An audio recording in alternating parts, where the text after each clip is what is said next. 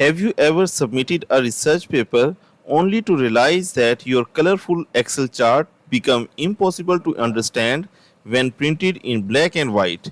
In today's tutorial, I'll show you how to change the dash type of lines in Excel chart so your graphs remain clear, professional, and publication ready. This trick is especially useful for research paper, journals, theses, and reports. Let's get started. Here you can see that I have the profit percentage data on product A and product B for the whole year. So first of all, I'm going to create a line chart. For this purpose, I'm going to select this data. I'll go to the insert tab and I will click on this recommended chart. I will select this line chart and click OK. First, I will remove the chart title. I'll also select these grid lines and delete them.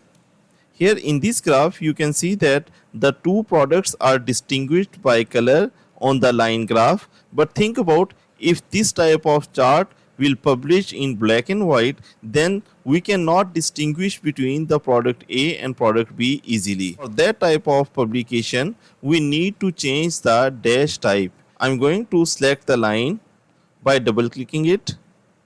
I'll go to the line and fill option, and under the line option, here you can see that I can choose the color.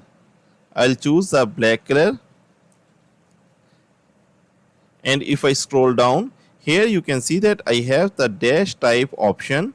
So here in this dash type, I'll select this dotted line.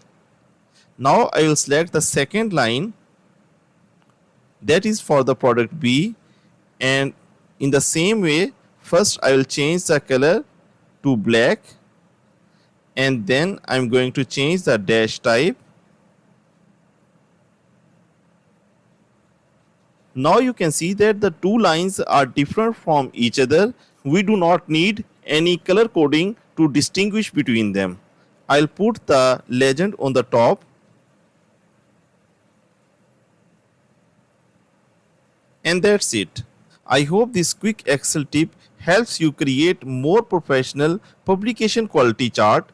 If you found this tutorial useful, don't forget to like, subscribe, and press the bell icon, because every week I upload practical Excel tips that save your time and improve your efficiency. Thanks for watching, and I will see you in the next video.